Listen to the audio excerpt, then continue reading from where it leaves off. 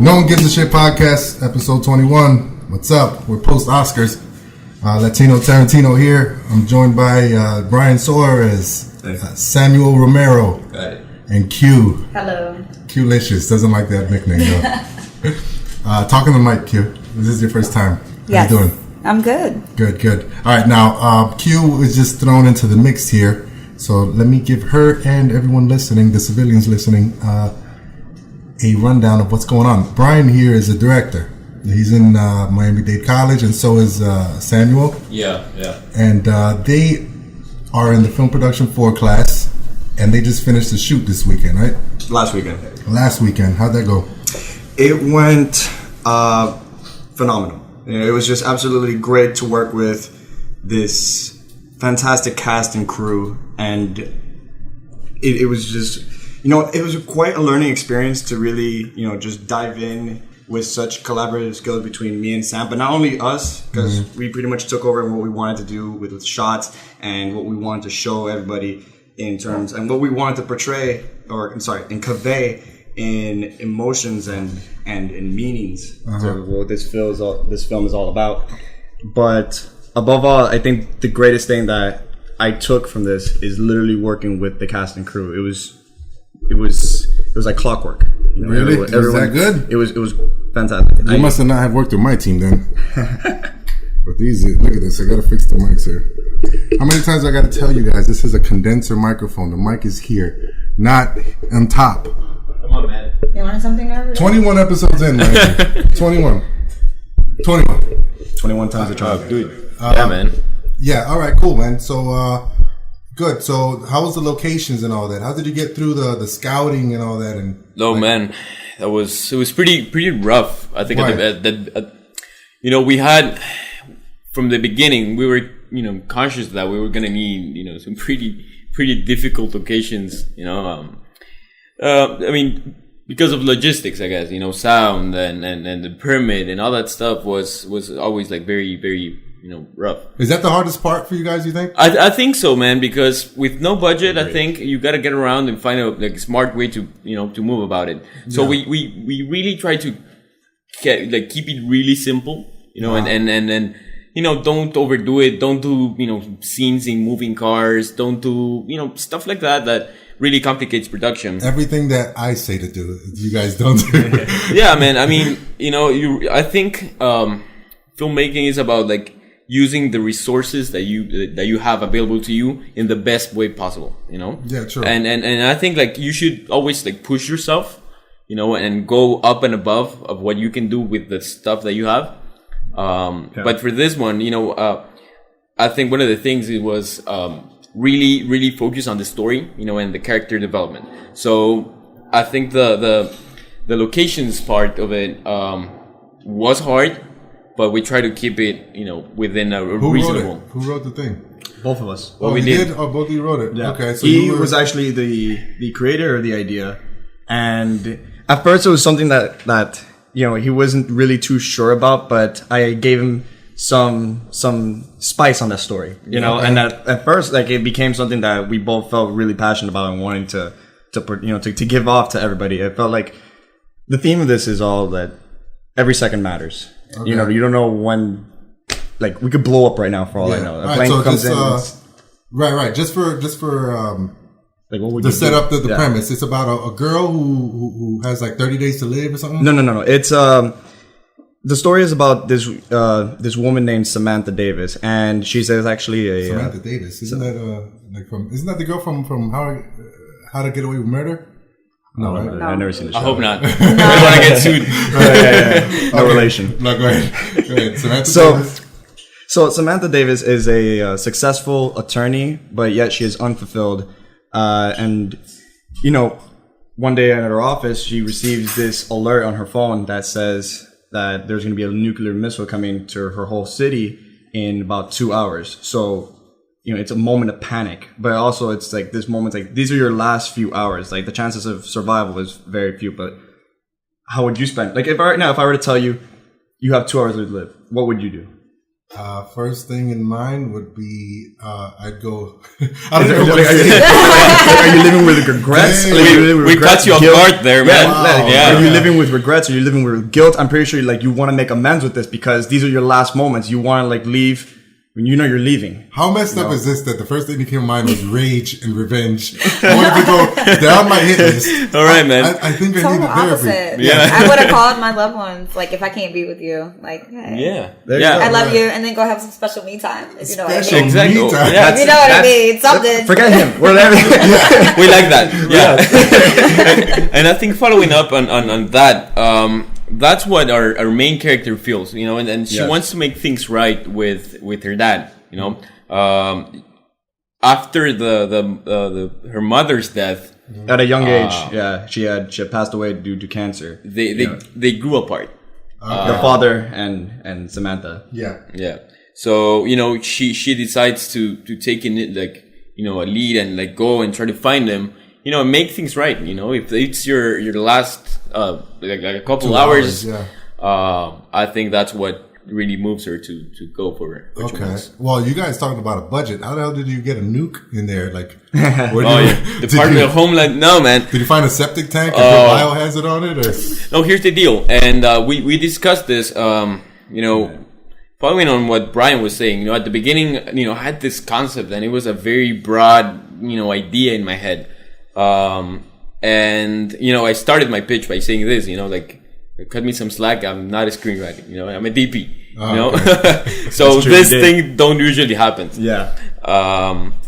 But we knew we wanted to make it psychological, more than, I think filmmaking is more about what the audience imagines and relates to than what you show them. I think it's a lot more psychological to tell you there's a bomb under the table than actually showing it, Yeah, that's true. I mean, there's many ways to go about it. Yeah. So I think part of the approach that we have is going to be sound. Sound's going to play a huge role. Major role. And you never really see it, until the end. And we're still discussing in what I have a really good shot, at the end. And you have several good shots. It's a sunset, right? And it's a silhouette shot, and we're dialing out on them. Okay. And when we talked about it, Yeah, you were DP, right? Yeah. Okay, and then Brian directed. So there's a couple of things that we really have discussed about whether we want to show it, we don't want to show it. Should we end before? Should we end? Later on in the story? Should we? And I guess we're gonna try, both, add some, CGI and try to make our best at it. Do you feel confident about the shots you got?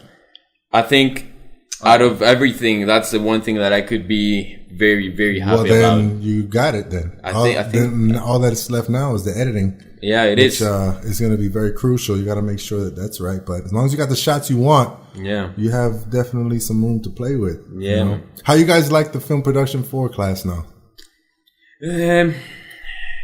It's good, man. Yeah. I feel like I'm not learning within the class, the classroom, but the experience. I agree. And the crew that they set you up with.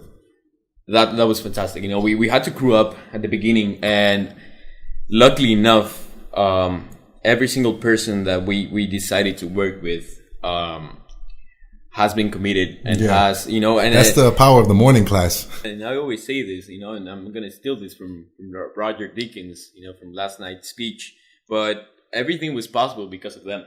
Really? I started the project and I told them, this is not my project anymore. This is not our project. This is our project. That's how everyone has to see it. Yeah, for sure. Yeah. Good. Brian, me and you were in film 1 and 2 together, right? Or just one? Just two? Just two. Okay, that was quite an experience that we had with that one professor, right? We don't mention professor's name, and we're not gonna trash anyone, but let's just say that the film 4 class that we have now is definitely an upgrade and a step up from the previous classes that were a part of. An upgrade is an understatement. Let me just say that much. That class, banging my head to the wall and it's like filled with nails, it was optional. Like I prefer like the most gruesome. Let me just not. It's too much. I always say this guy sucks with analogy. I do. You know what? Yeah, man. Speaking of, since the Oscars happened last night, that film 2 class would be part of my acceptance speech. Like I already have it in my head, type of shit. Like if I ever won an Oscar, I'd say, you know what? My teacher in film 2 said that I wouldn't make it, and here you go, bitch. You know what I mean? Like here he goes. That class was instilled in me as part of my drive. Like I want to succeed now, part of spite because of that fucking class. No, I think there's like that thrive comes in like 2 different parts. You know, it comes like by the part like, you know, I want to show my family and the one that have supported me that you know I can make it. But there's the other side, like to show the haters that you made it, you know. And I think that's great, man. Yeah, it totally is. It totally is an acceptable drive. No, good. Q is an actress, a lovely actress who was part of my pilot. She was part of a shoot that I had a couple months ago. She did really well. Q, what's your experiences down here from in Miami? Because you're from Virginia. Yes. So you've been down here for less than a year, but you've been kind of mixing with less than 6 months and already part of like a good circle. Network. Yeah. How did that happen? Talk to the mic. Being lucky in being lucky and pretty. What else? Thank you. No, I just like to be around positive people. I told myself that I was gonna move here and be around the creatives because it seem to rub people the wrong way and they're very sensitive. And I find that I find like the creatives get it. They're not as fucking sensitive. They're not babies about shit. Yeah. But the funny thing is, you mentioned earlier about like what you guys try not to do about car scenes. Like one of the first scenes I shot down here was a fucking car scene. A moving car? A moving car. I was chasing. I was supposed to be the driver, but then it kind of switched and I was the passenger and I would. What the hell is this? You had to move out, stick your head out of a moving car or something? Oh god! Damn. Over the driver, like it was crazy. That's what we don't do. You guys keep an eye out for what is it called? The Young and the Thirsty. Okay, I definitely want to check it out. I'll let you know. I'll plug it in later at another date when I know more. Matter of fact, Q was introduced to us by Selena Savage, and she is a part of that project. Oh, she was? Yeah, I was chasing her. She's a part of every project. She's such a great casting director. Yeah. Hey, Selena girl. I think we found one of our actresses with their casting book. Moonlight casting, I think. Yeah. Moonlight Productions is her thing. I've only had about 2 real conversations with her, no more than 5 minutes, but she's helped out. She's like on that top 5 list of mine that's helped out the most in all my projects. Yeah. You know, despite anything. She doesn't care about that whole relation stuff. Like she wants to work. She's very like passionate about what she does. And I remember one time, the only time I ever like felt her get angry at me was that she casted somebody for me, but then that dude wasn't answering my calls or anything. Like he was giving me like stringing me along. So I had to find someone else. And she kind of got upset about that. And she snapped, but like, she's the type that never snaps. So when she did, I was kind of scared. I was like, "Oh, sorry, sorry, Selena." You know, right. But no, she's a great person and she's a great worker. And she's part of the ones that I think that is going to be chosen outside of school. You know, along with all of us who really committed and passionate, because it takes more than just being passionate now. Yeah, longevity. Yeah, and touching on that, I think it's all about passion.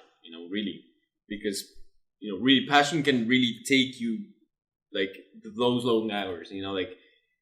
Call a 4 or 5 a.m. call. And like those long hours in pre-production and passion just really it's your fuel, man. I think that's what really at least for me, that's what keeps me going, man, and makes me want to move forward. All the time. For sure. Man, I've been lucky to be involved with some people, like some the showbiz, the real showbiz. So I'm just trying to find my way to LA, man. That's a goal. You know, I'm gonna pursue the masters in cinematography. So I really want to go for that. Okay, so you're gonna go straight for DP. You love cameras. That's your thing. That's my thing, man. I cannot. He's the man for it. Anything else, man. Like I can't. What's your favorite camera? If I had to choose, like right now, yeah, an Alexa, man. I really want to get my hands on that. Yeah, for sure. I've been on set with it. I've never used it myself. Okay. But yeah, man. I think it has some beautiful features. Of course, that's like the cheapest one you can get is a $40,000 camera for the mini. Yeah. You know. Yeah. Now you're gonna get me started on cameras, and that's gonna right. We're gonna kill the podcast right now. Right? Yeah, everyone, but no one knows what we're talking about. Talk about cameras like you talk about cars or females. Yeah. Yeah. No, I could talk for hours. That beautiful lens. That red Epic has a nice ass. That's for sure. Yeah, man. At one time.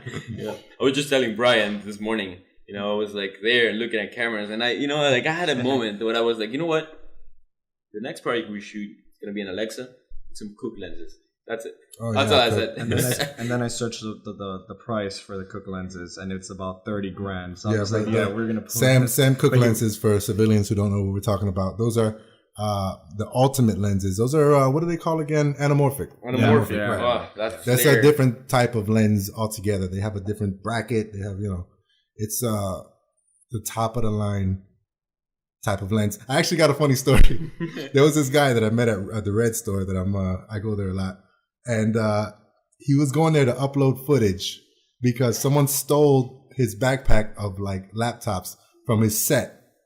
But check this out: in the same truck, there was a case of Cook lenses and his backpack with 2 laptops. No way, man! They didn't even touch the Cook lenses. Thank God. They didn't touch the Cook. That was a case of like $40,000 worth of lenses. They took a bag with 2 laptops worth probably like $3,000 the most.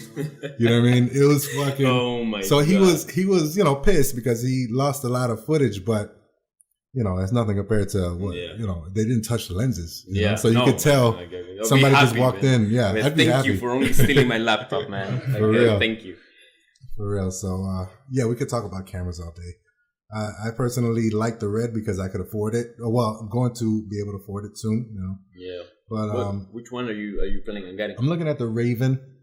That's a very good. Yeah. I've shot on that, and I just found like it was really sharp. Like like incredibly sharp, man. Like, all the 8K stuff now is like it's kind of unnecessary. It's nice to have, but it's like it's not really necessary yet. Yeah, and you cannot shoot, like a 4:1 compression ratio on that. It's just, I'm sorry, I'm getting too technical. Right. But it's just, Dropping those gems, I'm trying to learn. I guess it's really nice to have, but I don't think it gets to a point where it's so much detail that you don't want to see like the little creases and the the acne in someone's face, and like it gets so. I don't think your eye gets like an 8K, man. Like no, I think it doesn't. But if I could, I'd have it. If I could get it, why not? Yeah, you can always bring it up. Right. Yeah. But yeah, camera's good. So you're gonna be a DP. You want to go to LA? That's the right move. Yeah. Brian, what are you trying to do after school? Honestly, I'm just looking forward to. I mean, I have a goal. The goal is to be in LA and try to be a director screenwriter. But as far as goals come, as I work my way over there, is the next project. I'm just waiting on that. But you want to be a director? Definitely. Okay. Definitely. I got to tell you something. Just full disclosure, because you're in my place now and you're on my podcast. Film 2, you used to wear this director hat. I hated that hat, dude. I hated you because you always wore that hat. Who's that pretentious kid? Oh God, it was just the worst hat ever. But thank God you don't have it on anymore. And now I feel like you're on the. Oh, God, he still uses it. He still uses it. I'm sorry, guys. He does. Well, at least do you use it on your sets when you're the director? No, I haven't. Actually, I didn't use it on that time. Oh, okay, all right. Well, what the fuck? That's the time to use it. Yeah. What the hell? Oh my God. I was feeling the flow of the wind, in my hair. Yeah. No, I'm just kidding. Brian was a nice kid over there. We just were in separate groups, so we didn't really have to. Yeah, I was really quiet. I was like that quiet kid that like I didn't really talk to anybody. And it's weird because I'm normally not like that. Like it's just I'm always like this social awkward butterfly, but yeah. Butterfly out of all the animals that you could have chosen. Okay, fine, tiger. Right. Oh yeah, you see, it's making better. The social. You can edit that part out and make it like social tiger. Yeah. No, it's good. It's good though. Now, you know what? A lot of creatives are, just, I'm very misunderstood. That's for damn sure. People think I'm some type of beast, but yeah, it's all good. And I'm glad to see that we've all stuck it out because I wasn't stopping from that horrible experience on film 2. I wasn't going to stop. That's for sure. Oh, damn straight. You know what I mean? No matter what the teacher said, but like, Q, what do you? It was pretty pessimistic stuff going on with her. Like whatever she would say, it was almost all of it was pessimistic. Pessimistic, yeah. Yeah. Was she like that with everyone or just y'all? Maybe that was her role. Everyone. Maybe that's the role she takes. She wants to push y'all to make you feel like shit. No push. Nope. She's J.K. Simmons. She's J.K. Simmons in Whiplash. She was pushing you guys. Okay? Yeah, like no, but like she was a bit absurd in the sense that like she thought Lion King was racist. I mean, like right. She said that the I edit that part where I said that. Just cut that. Right. Yeah, she said that it was racist because the African baboon. And it was just ridiculous stuff that would come out of her mouth sometimes, and just everything like negative, like, oh, y'all never gonna win nothing anyway, so it doesn't matter. The Oscars are rigged, which I guess she had a point about that, but like, just a horrible. It wasn't like a Mr. Miyagi type of thing that she was trying to do. She really, and you know what? God bless that lady. Whatever. I'm not even gonna. It's already passed. She's already triggered. Yeah. I'm already getting triggered. She's not there no more. Thank God. You? She did. She hurt me. God damn it. But no, Brian, you're absolutely right, and we didn't stop, and that's what I really like about it, about this whole experience. Because that's the real industry. The industry is going to be people that we don't necessarily get along with, and sometimes that we want to get at each other's neck. But it's all over passion. Yeah. This is the kind of industry that you either push yourself forward or just get out. Or get pushed out. Or even worse. That's more likely. Even worse. Yeah. The day I found out that there was an actual blacklist, for Hollywood and for Miami, I was like, holy crap, how do you not get into it, And the funny thing is, like, I've heard stories about people just getting blacklisted just because they didn't show up. And I wonder what number I'm in. I don't know, man. I don't know. I can't be that. I wonder where you can check it, man. I want to see, where we land over there. Right. No, what? So people who don't show up to stuff, is that? Yeah, I mean, people that flake, people that show up late. Well, of course, yeah. And the funny thing is, and I think I've had this conversation with Brian before, but you can tell, like, from film 1 to film 4, and I think, like, even moving forward, it's going to be even, like, more evident. Mm-hmm. You can already tell who has it and who doesn't, Yeah, for sure. And I'm sure as hell that I know the people that I'm going to work with. Yeah, and especially those who want it. I mean, like, they may not know much, but with the right guide and stuff. And that's the thing about passion, is that passion is absorbent, And the thing is about passion, it also creates like this. It gives aspirations to people. Like, so you look at like this guy when he's like in film 3. He set the bar high. With this awesome project that I was able to work on. It was like a parody of The Godfather. We called it The Great Father. It was academic based. And you guys are the type to celebrate Pi Day and shit on March 14th. Go ahead, continue. and what ended up happening is that once he did that and I saw it, I'm like, I grew envious, but like I really wanted to be around this kind of like team that he had, and I just pushed myself. I wanted to have my project look like that or even better. And best thing of all, he became my DP. So so it came out really good then. I mean, I'll show you a link. We can put some stills up. We're gonna put it on here. Check it out here. Yeah, it's gonna be here. I'm gonna put a link here. Yeah, it was pretty noteworthy. Like it. But yeah, man, it was great. I think like me looking at it as a DP/director for that.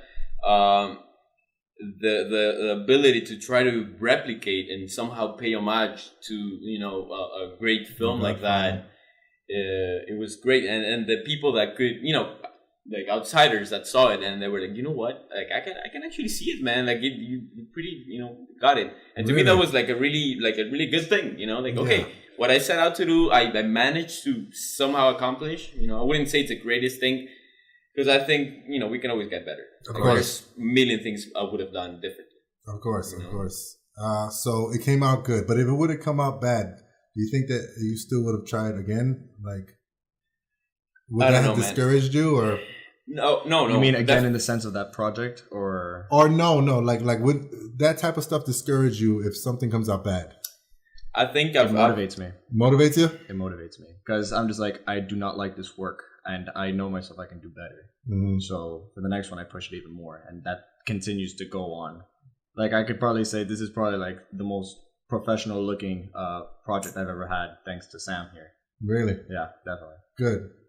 I think it's the same for me. You know, when you fail, you just want to make things right. You know, I was just telling him right now before we had the podcast, but I don't like to say, you know what, let's just shoot it. I don't like to say, you know what, let's go, let's roll. You know? Like half-assed. I just hate it. You know, I rather have the AD hate me. You know, like be like, we gotta move. You know, we got like we're 2 hours behind. Oh, you're one of those. Okay. And yeah. I am one of those, but I think it pays off, man. I think at the end we get what we want. Are you a long shooter? Like, how many takes do you think would you be satisfied with? I mean, you're a 3 to 5. I'm at 3 to 5. I try to keep it under 3.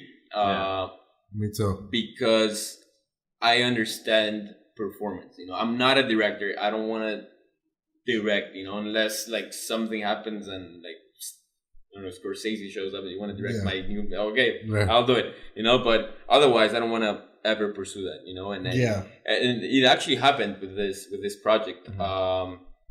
I had the idea, right, and we had to pitch it, and I mean, thankfully, it got chosen. But before that, Brian had helped me set this story, you know, like kind of like, you know, fill in the plot holes and figure out, you know, the structure and all the things, you know. And I told him, like, you know what, if my story gets picked, I don't want to direct, man. I want you to direct. Good. You know? That's very big. Yeah. That's very big. And we found that chemistry in which in pre-production, it was amazing. It was great. It was and that very collaborative. And that connection and our vision is like, I want to say like 90% aligned. I feel very envious right now because my DP's in Colombia. Oh. When we have our film 4 thesis shoot this weekend. Sam, are you hired? Yeah, no offense, Brian. I might have to hire Sam. I'm available. Like, hey, are you available? Hit me up, man. Right. Yeah, no, seriously. No, go ahead. No, the chemistry's great. Continue. Yeah. I was gonna say that's the only motherfucker I've seen on a set with a fucking light meter. Oh, Sam carries a light meter. Good. Yeah, you gotta do it, man. You gotta just do it. No doubt. Good. Yeah. No, continue. Shout out to JC wherever he's at with his fucking Colombian ass, touring ass. Good. So your chemistry was good. That's very important. That's what you were saying before about you can see it in people. You know, it's very important that we stick to the people who you see it in. You know what I mean? Because eventually one of us is bound to make it. Eventually. I always say that. I always say, like, you know what? I don't know who, I don't know when, I don't know how, but one of us has to make it. Yeah, you know? And if one of us makes it, we all make it. Exactly. And there's this analogy, you know, like if we're candles, right? And if I blow out, you know, the light in your candle, that's not gonna make mine shine brighter, you know. Okay. But if we both shine together, man, no doubt, we shine brighter. No doubt. Not like, you know. No, absolutely not. Hey, I'm just teasing. No, you're absolutely right. Exactly what you just said is what we recognize, and it's kind of like an unwritten, unspoken type of just fact. Yeah, you know what I mean. Yeah, like. Everything, like I've heard of you guys and I've heard your work ethic and all that. Never met you, you know, officially before except for mine. But like, there's bound to be something happening in the future. You know what I mean? And yeah, I feel that too, man. I mean, if I hope it's me. You know, we all hope yeah. You know, oh, you all hope it's me too? How nice! Yeah, don't we all? Nice, thanks. You know, you got it, dude. Yeah, no, but all seriousness though. It's bound to happen. And Miami is a very difficult market. And the fact that we all like this passionate about it here is unique. Yeah. Because there's not much going on here, to be honest. Yeah. I like to say that we're like a little plant growing in a desert, you know, and we're trying to, you know, find water and like try to keep growing, you know, and that's what it takes. It's just keep pushing forward. That's right. That's all it is. That's right. Q. Sir. How tough is the struggle right now? Like as far as acting and then, being new to Miami. Man, I've kind of gotten I don't want to say setback, but like lost in the focus of trying to work and, being in the right area and just focusing too much on making your money to survive versus following your passion, which you really came to do. That's where I am right now. But I am making the time to do what I need to do because it's calling to me. Yeah. Right. Stop blocking your Following blessings. You. Right. It's not following me. It's pulling me. It's fully, because it's we're pulling chasing me. it. That's even better. It's conning me into podcasts. No, I'm kidding. All right. It's so hard, right, to juggle a real life and a real job, quote unquote. I use that term very loosely. And trying to make your dreams happen. How crazy is that? Like, how difficult is that? How annoying is that to keep up, Like how do you guys go through that? Like you guys have 9 to 5s and then still try to balance this out on the side? Or is your 9 to 5 the side thing? I think I've been blessed. I think that what happened to me doesn't happen often. And I think what happened? You won the lottery? Yeah. Oh, you did? I hope so, man. I won the lottery in regards of that. The only job that I've had to have was, from the beginning, I think, with related to the biz.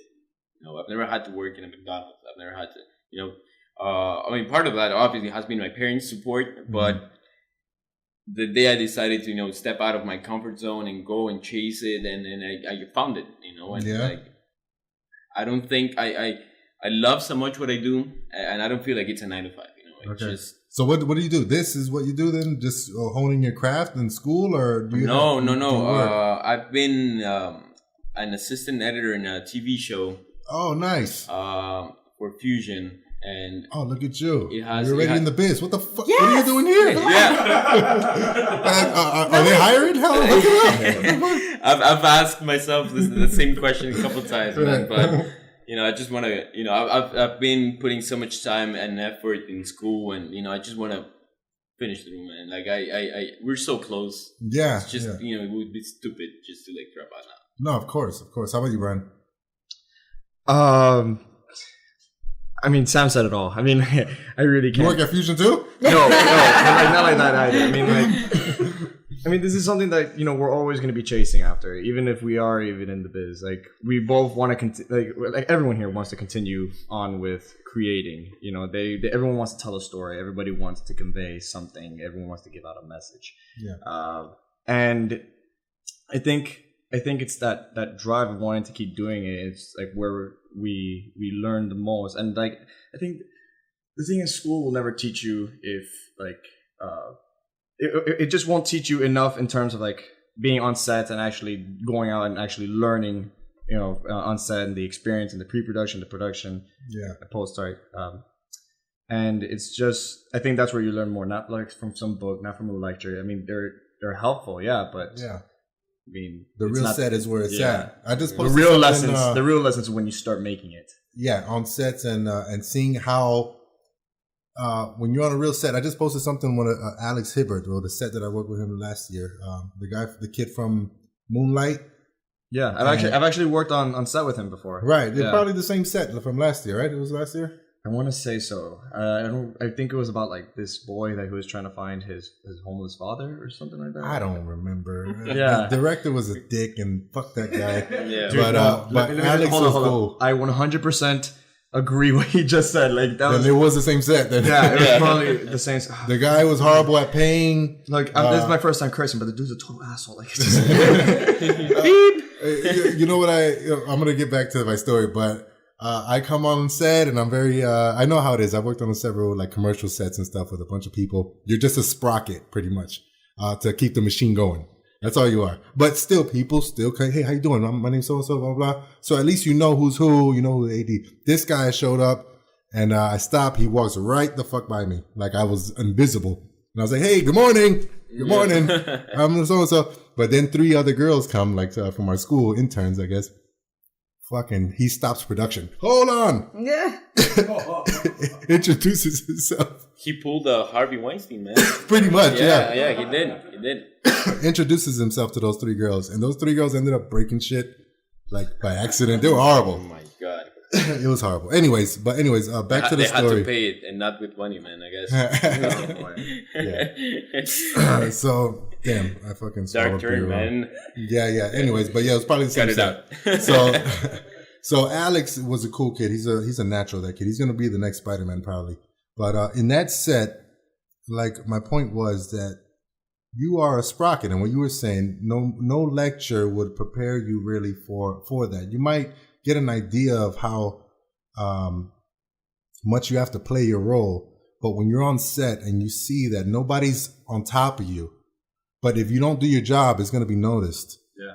Mm-hmm. Yeah. You know what I mean? So at the end of the shoot. That's when the blacklist starts to happen. Exactly. And at the end of the shoot, when everything's said and done and everything's wrapped up, packed up, or while you're packing up, that's when people who've noticed you moving nonstop, start politicking and connecting with each other, Yeah. And that's just how it is, man. School's not going to prepare you completely for that. And I think what I try to do with the sets and my sets and our set in this case is try to be as professional as we can. I always say that I feel like a dick when I'm on production. I'm never rude. I'm never like, go get that fucking. I try to be as polite as I can. Right. But sometimes you just gotta move efficiently. And sometimes you just gotta talk hard. Like stern. Yeah. You gotta be stern, and I think it's really important to know when someone's being stern because they need to be. And if you're on set, you're working. You're working. It can be a student. Sensitive. it could be a Film 1, set, right. And you have to know how to see the difference. And we're working and we're friends. Like after we wrap, we can go out and we can have a beer. We can right. chat and we're friends. We're outside. We're friends. Right here, we're working. Yeah, absolutely. I heard this great story. I guess Louis C.K. said it when he directed a movie. Some intern was holding a panel or something, a reflector, something, and he's like, right. Oh God, I see this. It was some girl, and he like, all right, quiet on set, ready, and she's like, wait, hold on, I'm getting hot. She says, like completely stops production, and she's done. She was fired the same day. That's it, blacklisted. Yeah, she was like, hold on, I'm getting kind of hot. Like she stopped production right before he was going to say action. You know what I mean? You don't do that, Right. Where's that girl was probably like someone's niece or some shit, but like that's the type of stuff that we really need to be learning in school, because if not, then we're just going to be thrown out there for the wolves, Yeah. I know the story about, he's a friend of mine. He's been an AC in, a couple of commercials and, a couple of things that they've shot here in Miami. Yeah. He told me this story about this PA, right? He was great. He was proficient. Like he proactive, and he went, and he asked, and he was doing, he was doing a great job. Yeah. And he had a flag. He was carrying a flag, and I don't know. I don't think he knew this, but they were marking focus, and they were, setting up the camera. He didn't even think of it. He crossed in front of camera, in front of frame. Yeah, he didn't say crossing. He didn't say anything. What the fuck? Did you think he was an extra? Yeah, man. Yeah, man. And that's it. Fired. Done. Fired. Yes. Wow. Yeah. Just because of that. I mean, and he was good. He was. And I think those were the things that kind of scared me a little bit. Yeah, for sure. You got to be aware of your surroundings. You got to read the room. You got to know. One of my rules. There was another story with director. This one's from Michael Bay, I think. Probably Michael Bay. Yeah, the Pain and Gain movie with Mark Wahlberg and all that. My AD worked on that set when it was shot down here in Miami, and he said that Michael Bay was going over lines with The Rock and Wahlberg, and then out of nowhere he yells, "Stop!" And everyone stops, and he's like, "You!" And some dude like 50 yards away was talking. I don't know what he was, a PA. He's like, "You!" He's like, me? He's like, yeah. Get the fuck off my set. Just because he was talking while Michael Bay was rehearsing with Mark Wahlberg and The Rock. Fucking fired. Done. Yeah. Yeah. How embarrassing is that, though? I would have had to kick Michael Bay's ass, though, to be honest. If he ousted me like that. Give me one moment. Yeah. Ain't got nothing to lose now. So. Right, exactly. Yeah. You know, but these are the type of things that happen for real. We got to be fucking careful. And like you said, they don't teach you this in school. Yeah. This is just experience, you know? Yeah, look at all the sets that we do. Mm-hmm. We have fun, right? We do our thing. Yeah, I think we do. We have a lot of fun. Sometimes we have too much fun compared to the professional ones that I've been on. Yeah. You know? Yeah. But that type of shit, we really have to try to polish up, I think, you know, before we really get into the real world. Because there's going to be a time where we're not going to be smoking in between. Yeah. You know what I mean? Yeah. Well, we should be getting to that day very soon. You know what I mean? But like, we have fun on our sets, and that's very important. Yeah. We gotta try to maintain that as long as possible, but like to a certain respectable, appropriate level. For when we are entrusted with a budget of, I don't know, 100, 200, 400,000. Yeah. You know, we can't be playing around. We can't be fucking around. We can't be snapping like Marvin does, snapping everything, you know. Yo, I'm here playing God's plan while the director's trying to fucking talk to the actors and shit. Everyone's look, who's playing that music? Oh, it's Marvin. All right. Yeah, breaking silks and shit. Oh, man. Oh. What I wouldn't do to see Marvin on a Michael Bay set. Oh, Jesus. One day. Less than an hour. We love you, man. We love you. He would have got sent home on Thursday. Enrique would have sent him home. What happened Thursday? I did Enrique Iglesias and Pitbull's new music video. Nice. And yeah, it's a good time. Where at? Tell us about that. It was in downtown, some warehouse scene, club scene, cool, sweaty vibe. Yeah. Really sweaty. Really? Nice. But they were like, yeah, no cameras. Do not bring your camera to set. Don't be the one to get sent home. Yeah. You would have got sent home, right. Boy. What else did they tell you? What other rules were enforced there? Because that's a big video with Enrique Iglesias. Yeah. Oh, they were like, don't talk to the talent. Don't look at the camera. I mean, during this specific shot or whatever, because in between takes, they were actually greeting us and shaking hands. Oh, and nice. I was too busy in front of a fan, but you know. Nice. All that good stuff. How were they? They're nice people. They were pretty cool. Miami guy. They weren't too bougie and stuck up with their status. They were pretty personable. How'd you get that gig? Through Creative Minds firm, a friend of mine over there. Oh, okay. Yeah, Mosin. I reached out to him. He said he needed extras. I was available that day. Okay, so you had to be a Latina for this music video. I see. They thought that I was, because I wasn't. Really? I'm from Virginia, remember? Right. Yeah. I'm from the country of Virginia. Yeah. So a crew member walked up. This happens all the time. A crew member walked up and he's having a full blown conversation in Spanish, and I'm just like, yeah, because I'm tired of saying English, please. So I just waited, and I was like, yeah, I'm sorry, I'm from Virginia. What did you say? Yeah. And then did he speak back to you? Yeah, he was like, oh, I'm sorry, you just have that look. And I'm just like, yeah, I get that a lot. Yeah, you do. You have like a Panamanian look, I guess. You know, you could Portuguese, Native American, and do you get those three? No, I am. Okay. I'm Black, Portuguese, and Native American. Whatever Black is. Okay, what type of Native American? Do you know the tribe? No, Please say I've been Seminole. trying to. You should do the ancestry. I've been trying, and it only goes back as far as a certain census in this 1 year. But I found out my grandmother. Oh, I knew she was from Portugal, but she came through Nova Scotia, not through Ellis Island or whatever. Nova Scotia, Canada. Yes. Right. So that's how she got into our country, and she met my great grandfather, who was full blood Native American. Don't know the tribe, but they met somewhere in Boston. Really? Yeah. Wow. This is a very diverse and intricate type of family tree here. Yeah, but my grandmother... You'd send your stuff to Ancestry.com. They'll be like, we don't know. Yeah, it just exploded on me. My computer crashed. They couldn't tell me anything. But they send you back a refund? My grandmother is the type, she didn't ask questions about her family history like she should have. My great grandfather, he had a long jet black hair, dark chocolate complexion, wow. But on the census it says that he's, back then they made you say you were black or white. Yeah, because they hated. So she American was white Indians. and he was black, and then at the time they weren't even supposed to be married. So my grandmother and her brother, they don't even have birth certificates. What the? This is crazy. Yeah. So you're an illegal kind No, of. I'm not. This land is my land. So This is me. that's why you're from Virginia, because to your Slave country grandparents, for real. It's free now. right? To your grandparents, that was a free land. That was a country. Jesus, that's awesome. Oh, where you guys from? Where you from, Sam? Mexico. Mexico. Mexico. Okay. Mexican, like Mexico City. hot sauce runs through my veins. Yeah. man. Pura Azteca. Okay, Is that what they Yeah, say? pura azteca. Yeah, man. That's what's up, Brian. Cuban. As for me, arroz y frijoles runs through my veins. Yeah. And cocaine. Yo, Jesus.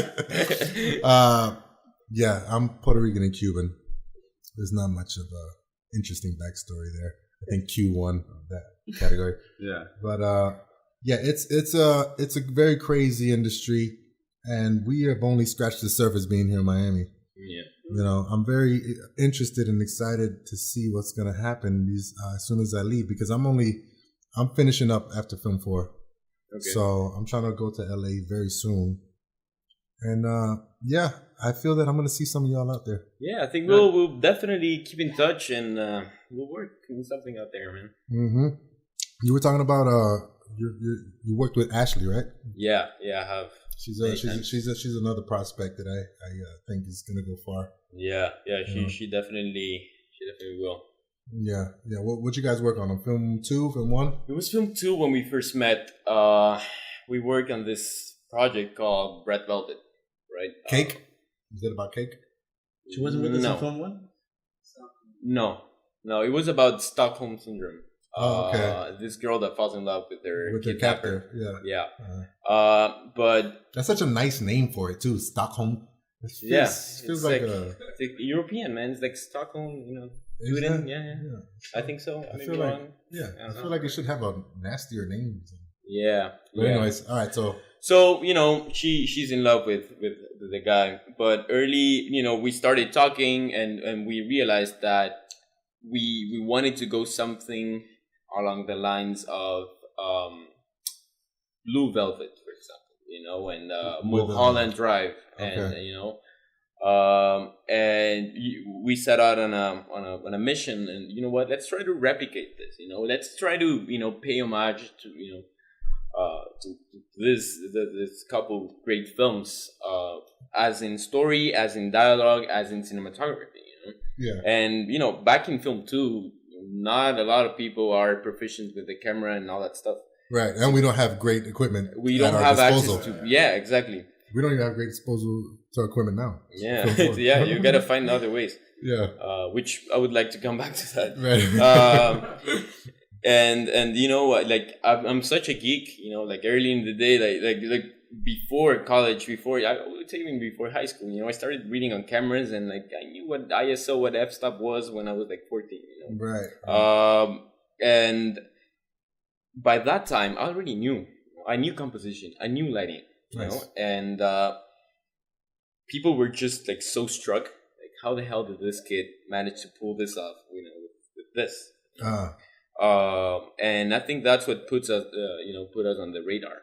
And from there, I think we grew a relationship of working together. We just, it was like boom, boom, boom, back and forth.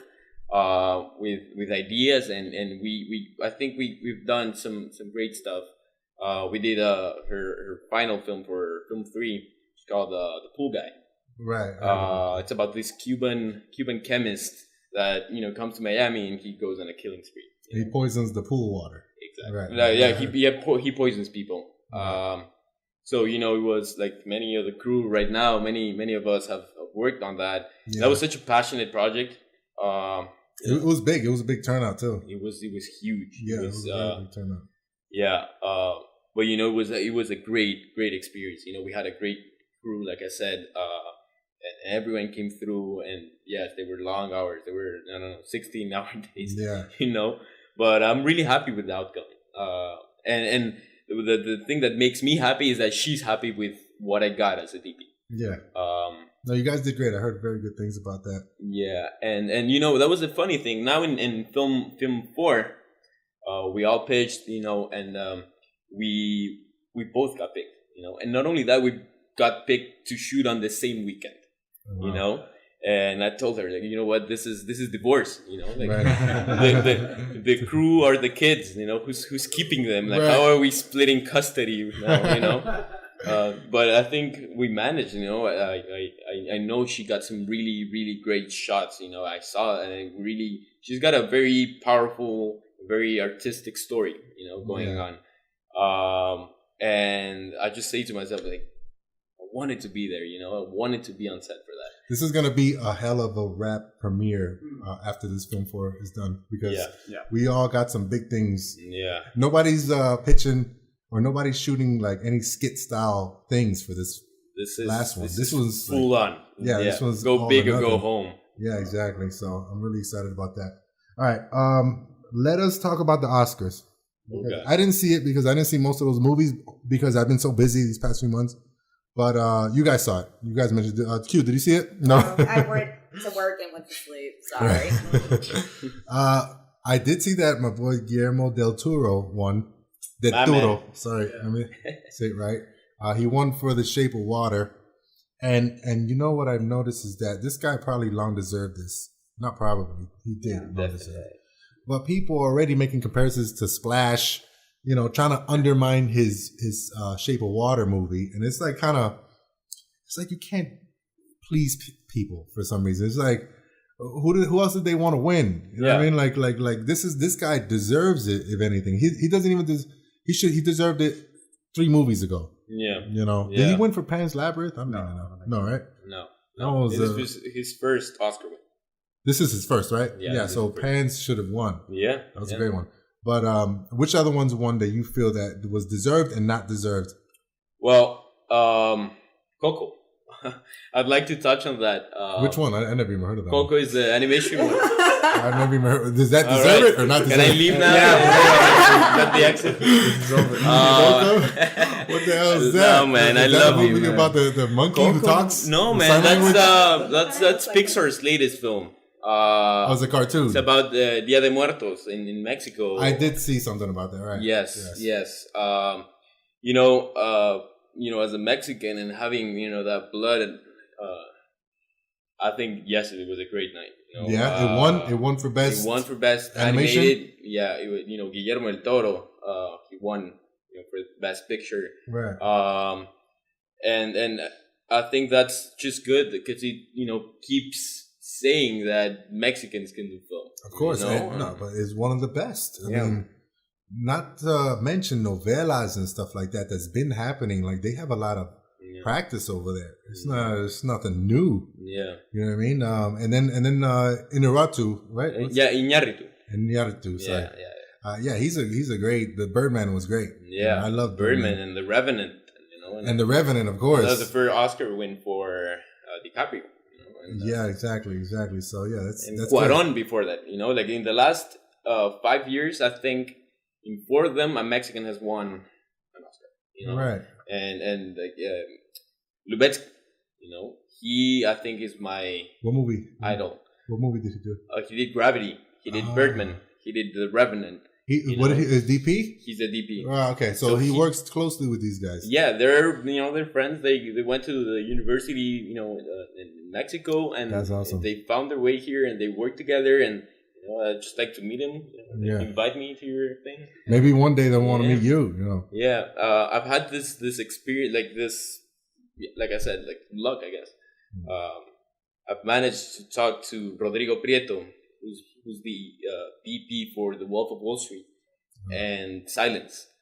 I had the opportunity to talk to him, and I asked him I didn't know what to ask. It's just that fanboy moment. Where did you ask him dark or with cream?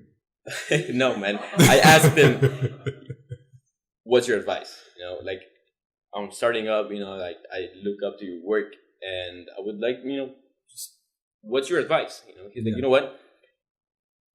It's good that you understand and that you see films. It's good that you if you try to replicate them and understand them. But you should definitely start building your style. Because that's what's gonna make you something different. Right, That's what's gonna get you hired. Yeah. I heard something the other day, Reza. This is something that we know. Everything there's no original thought anymore. But you take ingredients of stuff already done and make your own recipe. Yeah. Like someone said to me the other day, shots are like words, right? They're out there. There's a huge and there's a million words, but it's just like how good you are as a poet, how you bring them together. Right.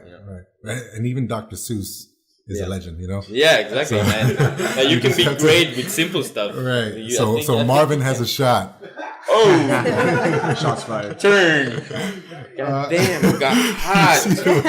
He's like, Put that face on you. Marvin's gonna hire me one day. Watch. Get a fan. No, good. It's all right. So Coco won for best animation. Kobe Bryant won for best documentary. Which shout out to Kobe. Okay, fine. But I saw a meme that said something about like Kobe won for a movie no one's ever seen, and Michael Jordan didn't win for a movie that everyone saw with Monster Jam or Space Jam. Space Jam. Yeah. Who else won? Who else won that deserved it? I guess they all did, but you know what I mean. Right. No, I understand. I think Dunkirk definitely deserved that editing and post production. They won, I think, 3 post production Oscars. If I'm not wrong. It was like sound mixing, sound design, and editing. Okay. And I mean, it was a huge 50-50 of other categories. Okay. But I think those 3 were definitely deserved. Okay. Cool. Yeah, I got to see these movies. I honestly am a big fan of, artistic movies, but I felt like all of them were like artistic movies, right? Except for maybe Logan. Logan was a one, right? Did Logan win one? No, but it was nominated. It was nominated, right? Yeah. Okay. Cool. And then Lady Bird, did that win anything? I think that should have won. It should have won stuff, man. Talked about it. We were like, you know what? Supporting actress is definitely going to be the mom in Lady Bird. I would say that the mom in I, Tonya was also really well performed. Like I wasn't mad about it. Like either one of them. But I thought Lady Bird by a little bit, not too much. I was like right there. Edged it out. I thought it was gonna get it. Yeah, I thought she was gonna get it. I would have put money on it. Danny was crying when Lady Bird didn't win. I bet. Yeah. Lady Bird every time. Lady Bird, man. Yeah. It didn't win anything. And Yeah. that was kind of sad to see. I thought I was gonna get Best Picture, but I'm not upset with the whole Shape of Water coming out to be Best Picture. I can see why. Right. It's a passion project. Okay. Yeah. Good. Yeah. And Guillermo del Toro. Yeah. He deserved it. What else, Sam? And I think, to me, the highest point in the night, we were, celebrating. We were trying to guess, and we were all together. And I say this because I think it's the first time that watching the Oscars has felt more exciting than watching a soccer or a football game, or we were, really? So damn. Yeah, we're celebrating this, and cinematography came up, right? And I was like, you know what? Roger Deakins better take that home. He's been nominated 19 times, I guess, something like that, man. It's just please. What did he do this one? He did Blade Runner 2049. Oh, okay. All right. And that thing is beautiful, man. And it was like that moment when they opened the envelope. I felt like I was him. Like I wanted them to say that name. Did he win? He won. He won. He won, and that for was Blade Runner? deserved. Yeah. He's 70-something years old. Yeah. Well, they said to give it to him before his last 15 minutes of life. Yeah, that's it, man. He said he's ready to die. It's 27 years, whatever. Yeah, whatever. Yeah, right. Yeah. In his speech, he's like, "Oh yeah, I want to thank my wife of 27 years, whatever." Yeah. He should have. Personality. If you're in your last 15 minutes of life and you win an Oscar, you might as well just go up there and say, "Goddamn time right now! This is about goddamn time." What the hell? What the hell took y'all so long? I never liked you. Never liked you. You're cool. Yeah. Never liked you. Especially not you. Yeah. Fuck all of you. I'm out. Aside from that last part, that kind of reminded me of Del Toro when he won in the Golden Globes. The Golden Globes. Yeah. That's right. It was just the music started to play. It's like, oh, stop the music. That was gangster. It's been 25 years for this. Yeah, I'm getting my moment. The Toro was just shut the hell up, guys. It was great. I'm very happy for him. Yeah, definitely. I'm glad it did good. It made 39 million viewers. It got 39 million, which was a 16% drop from last year. But even 39 million is pretty big, you know. But it's just going to show you that it's kind of getting boring. You know, they freak out over a 16% drop. Yeah, you know, so that's huge. That's huge. Yeah. So what do you think is needs to happen for next year to be better? I don't know, man. That's a very good question, and Maybe I wouldn't. Host. Huh? Yeah, man. Maybe a Who's different the host host. this year? I was thinking that same thing. Jimmy Kimmel. I was Yeah. thinking the exact same thing. Yeah. I was saying yesterday that they should have Ricky Gervais on. Yeah. Because, you know, it's self-deprecating type of humor. And he goes hard. Yeah, he's a bully at some points, but he's funny. Yeah. And it's, you know, come on. But I think Jimmy Kimmel has lately been so political also Oh, that some people probably just tuned out because of that. Because they knew he was going to go political. He's very you know? political. He's crying every other week. I love Jimmy Kimmel. Yeah. But I love Jimmy Kimmel. But he's doing what he's, you know, trained to do these past 20 years. You know, from the Man Show to what he is now is stellar difference. You know, you know, he's good, but I think they should have Gervais back for the Golden Globes or at least the Oscars. At least one time. Stop making it so goddamn nice and political, and it's just boring like that. Yeah, just I think they need to tone it down, and I think with like, you know, bring back some silliness. You know, like I don't know, get Jimmy Fallon in it. You know, yeah, like, but even Fallon's another political one too. Like he is, but I don't think he's as like even half as much as Kimmel. You know? Yeah, and I don't really want to see a water gun fight. You know, I like Fallon too, but damn, if I'm ever anything, they're never going to invite me to their shows. I'm sorry, I love you guys. Right? I'm just, for the award show, maybe they should have an Oscars pool party. They should do it at a pool, right? I'm with it. Right? I come. Yeah, I'm all for a pool party. Wearing the nicest swimsuit. Yeah, on exactly. the red carpet. What do you think they're going to do though? Like for next year, they got to step it up somehow because they're not going to stand for this 16% drop again. Yeah. I don't know, man. I don't know. Right? It's a pretty good question. Yeah, that's crazy. Something to keep an eye on. Maybe they should invite us. And then it'll drop 50%. Or it will increase like 200%. You know? No, by 200 people. Yeah, That's it. well, that's an increase right there. You gotta see the bright side. That's right. 20%. Yeah. Oh, man. All right, guys. We've been on for an hour. What are you guys promoting? Are you guys... you got any plugs? Where can people find you if they want to hire you for your directing or DP skills and acting skills? Let's ladies first. Q, go. Well, my name is Qualisha Hadi. You can find me at on Instagram at Miss Qualisha, MISSQLLISHA, like miss me with the bullshit. Yeah, good. I also work at Babylon Miami. It's a new gentleman's club out here. So come say hello. I'm a bartender. Oh, you're a bartender. Oh, yes. okay. Thank God you clarified I that. like to put on shows, but not like that, honey. Slow down. We were about to have an after party right now. Yeah. You're not ready yet. All right. Good. So you work at Babylon. What else? Yes. Yeah, out here for liquor and acting and liquor promotion and all that good stuff. So that's where you can find me. Find her. Make sure your budget is right. Remember, she worked with Enrique Iglesias. All right. And Pitbull. Yes, Mr. Miami. Samuel. Well, I think the best way to find me right now, you know, for the people that probably don't know me, would be my Instagram account. It's Samu, SAMU _ Romero. Okay. You know, hit me, DM and we'll keep in touch. Yeah, you're an editor, right? You're an editor for Fusion? Yeah. Okay. I know how to edit. I don't really want to pursue that as a career. But you do that for money. Yeah. So if people wanted to reach out for editing purposes. I can do that. Yeah, you charge $1,000 per minute. Type of thing. Yeah, I mean, depending on the budget. Brian. I guess the best way is, like, as everyone said, is Instagram. My Instagram name is Solido _115, and that's solid, but with an O at the end. Solid O. That's exactly what I tell my dealer that I want every time I call him. Hey, listen, I need a solid O. Okay? Yeah. Double life. Okay. Where can they find your films? You guys have a Vimeo or YouTube or anything? Yeah. Real? Right now, we're discussing how we're going to distribute this. Yeah. Ideally, we want to put it in the festivals first. You know how some of them are like exclusivity and like how much you pay, streaming and how much But after that, we were considering getting into Amazon Prime. And thing is, YouTube is great, but it's in its dying days, I believe. Sometimes it's like too bad with the small people. I feel like they need to step up their game with the people that are trying to make a name. I think they put too much money with the people that are big already.